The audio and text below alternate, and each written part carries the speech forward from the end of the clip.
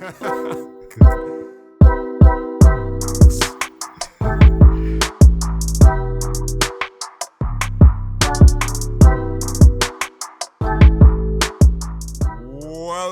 to the Trinidad Cast. This is episode 34, and we have a special guest today because we're trying to find technological people in the world of in Trinidad and Tobago.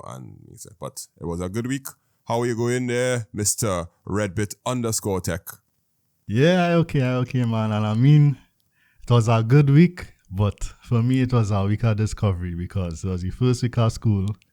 You know, and my daughter had, her first week of school, so it was like, yeah, boy. So that traffic different, boy. That traffic real different. Cause I'm not accustomed leaving my house in the morning. I work from home. Yeah. She reached late? You reached late? No, she reached.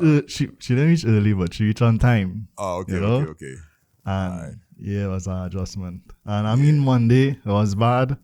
Then I leave 15 minutes earlier. I reach a little earlier. Then I leave about 15 minutes earlier again. Half an hour. And then the traffic was worse Wednesday than Monday and Tuesday. So I was like, but by the time Friday I get down pack. Yeah. The first week is always pain.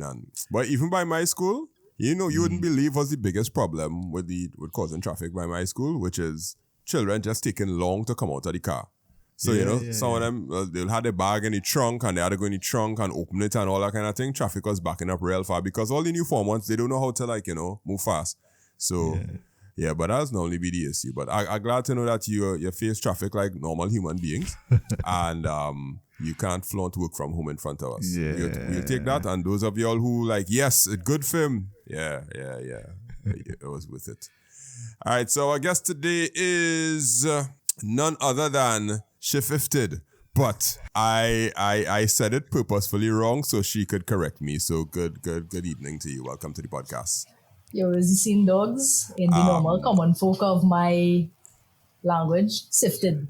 Yeah, because it's phonetically it's Syphi, Sif, and then if is IF. No, it's sifted. If she says sifted, it's sifted. Well, we not saying that it's not that. I just wanted her to say it because there are people out there, right, are going to say Syphifted. Who's that? And when they're reading it, so and when I save your name on the phone, I put Syphifted. I didn't put the if. I didn't put the IF part. I just know SYPH. Yeah, cool. Because I'll save your number there. Welcome to the podcast. You may have seen some of the podcast clips from time to time, and you were actually put on to us by none other than Mr. Shivam Tiloxing. Now, first question: how you and Shivam end up being friends? I think Shivam always tries to push me into that direction of working with corporates in order to secure the bag. So Shivam, I had a meeting with him the other day in person, and I was like, Shivam, bro. In person? Yeah, in person. Whoa. Well, we're from South, right? So it's easy to just... Okay, you're from South? Well, I originally from South too. It is alleged. Which part? I used to live California and Vista Bella. California by Cuva.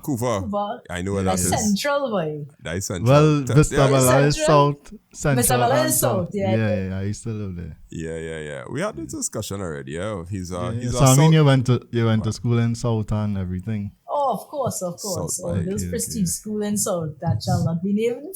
Yeah, we prestige no, we've school seen in South. We've seen the prestige school stories. She has a storied past with her prestige school. Okay. I've witnessed it. It's very weird for something to come up on Instagram for me, for somebody, because most of the times I don't see Trini stuff on Instagram.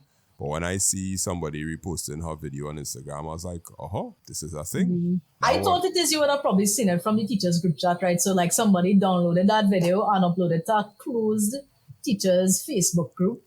And all the teachers are basically she know what she's talking about and she can't be grateful. Oh, no, you're 100% correct. I agree. But I don't be on them teachers group chat because I don't like generic teachers.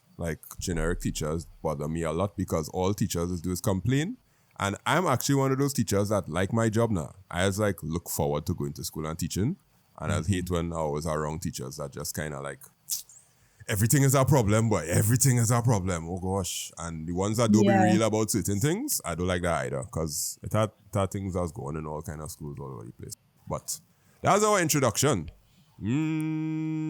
Question number 1. This is not an interview show. It is a podcast, so we're going to be talking all the time. But who is Syphifted by? Like, tell us, like, where you come from, why you like technology, for who don't talk about your technology history, but like, who are you? You don't want to say age and them kind of thing. Me as a person, well, I don't really watch Syphifted as really me. I'd see Syphifted as an exaggerated version of myself now. So it's not to say that it is that I'm faking anything. It's just a wild part of myself that is just exaggerate up real plenty. But I got into gaming and tech and stuff like ever since I was so young. I think like the first game it is I ever played was like on the game brick. I don't know if it is or you know what the game brick is. Tetris? Yeah. No, the kind of square brick with like 1,000 games or something on it. With the, It had car racing. Oh, Tetris. Right. Yeah. So I got into gaming with that, and like from there, I would be like the annoying child that would always be like, "Hey, you got games on your phone?" Like back then, it was like the snaky Nokia phone thing, and then from there, it would graduate to like Nintendo 64, Polystation. I was never really into PlayStation, but then it progressed from there to like PC games. So like I played like a lot of browser games, and then Adobe decided to kill the Flash player, but like. After that, it was... Rip Flash. Oh, wow. Oh, yeah. So you still go on like CartoonNetwork.com and them. I used to play football, boy. Yeah. Wow. I didn't know that other people like that existed. Because like I used to be on them things too and going on. And then them 101 games websites. Where they have like 101 Flash games and they're playing. Okay. Nitro made some really good games back in the day. So I used to play Bad Ice Cream. It was like a 2-player game. And I used to have my neighbor come over. All of we just like sharing the same keyboard. And you change them up the keys. Yeah. One using the up, down, left, right, and the next one using ASDF. ASW, whatever. Yeah. So you used to be like, you just have them children like in a doctor's office, right? And somebody have a cell phone. And you a total stranger and watch a total stranger and be like, I could play Snake or... Yep, that was me. That's real tough because somebody do that to me once. I was like, child, like, I don't even know you. Why would I give you my phone to play Snake? But then, the part of me that cared about people, I'll let the child play Snake and beat my high score.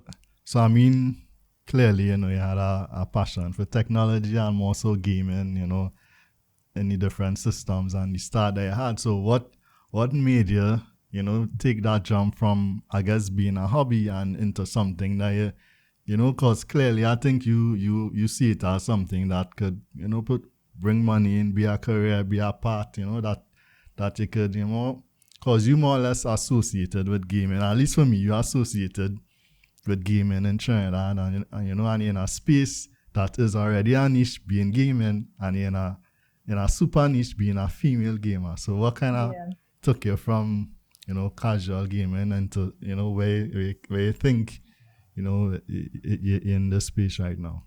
So I would say for a fact, I got into streaming back in 2019. I always wanted to stream because I always looked up to like a lot of streamers and stuff like growing up, like people like Tyler One was definitely an inspiration for me. But the reason why I started streaming was just simply to prove to people, hey, I can play League of Legends good and nobody is like on my account boosting me to get to the rank that it is that I am at. It's been me the entire time. So I wanted to prove to people to be like, nah, not even duo queuing. It's just me alone. So you're going to watch this gameplay of me and you're going to see here that I got my rank by myself. So that's why I started to stream. And then from there... So wait. You had a chip on your shoulder. Who was talking it down? It was a bunch of boys. Nobody, I mean, obviously, it's the entire League of Legends community in Trinidad. It's a real host tournaments back in the day, and I was good friends with like somebody good players. So it was like, they on your account and they're playing, and I was like, you sure they're on my account playing like Lux for like 15 games in a row? Sure.